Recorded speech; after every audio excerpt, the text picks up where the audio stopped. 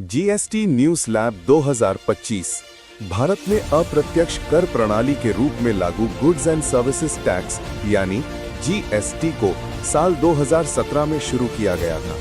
इसका उद्देश्य अलग अलग टैक्सों को हटाकर एकीकृत कर प्रणाली लागू करना था ताकि कर संग्रह पारदर्शी और सरल हो सके। सरकार समय समय पर इसमें बदलाव करती रही है ताकि आम जनता, व्यापार और उद्योग जगत तीनों के लिए संतुलन बना रहे। वर्ष 2025 में भी सरकार ने जीएसटी दरों में बड़ा संशोधन किया है, जिसने बाजार और उपभोक्ताओं दोनों को प्रभावित किया है।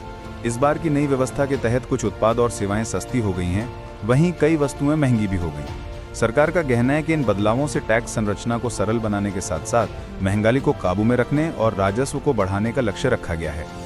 आइए विस्तार से जानते हैं कि नया जीएसटी स्लैब क्या है और किन चीजों पर इसका असर देखने को मिला है। नया जीएसटी ढांचा 2025। अब तक जीएसटी 4 बड़ी दरों पर आधारित था: 5%, 12%, 18% और 28%। 2025 में जीएसटी काउंसिल ने 12% की श्रेणी को पूरी तरह खत्म कर दिया और उसके अंतर्गत आने वाले अधिकतर उत्पादों को 5% और 18% की दरों में शामिल कर दिया। इस बदलाव से टैक्स प्रणाली को समझना आसान हो जाएगा और व्यवसायियों के लिए टैक्स कैलकुलेशन भी सरल रहेगा। सरकार का तर्क है कि कम स्लैब होने से कर प्रणाली पारदर्शी होगी और उपभोक्ताओं को यह स्पष्ट रहेगा कि किस वस्तु या सेवा पर कितना टैक्स देना है। 5% स्लैब में क्या हुआ सस्ता? नई दरों में कई रोजमर्रा के उपयोग की वस्तुओं को 5% जीएसटी में रखा गया है।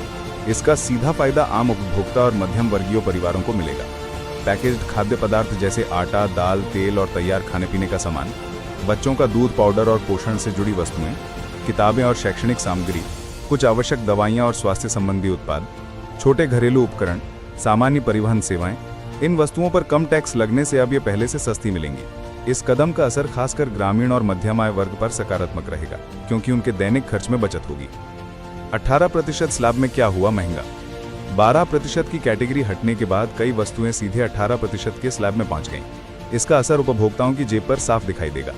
मोबाइल फोन, टेलीविजन और वॉशिंग मशीन, किचन अप्लायंसेज और अन्य इलेक्ट्रॉनिक सामान, तैयार कपड़े और फैशन उत्पाद, रेस्टोरेंट में भोजन और होटल सेवाएं, बैटरी चालित उपकरण और इलेक्ट्रॉनिक गैजेट्स।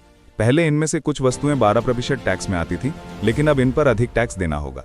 इसका नतीजा ये होगा कि बाहर खाना, यात्रा और इलेक्ट्रॉनिक सामान खरीदना पहले से महंगा हो जाएगा।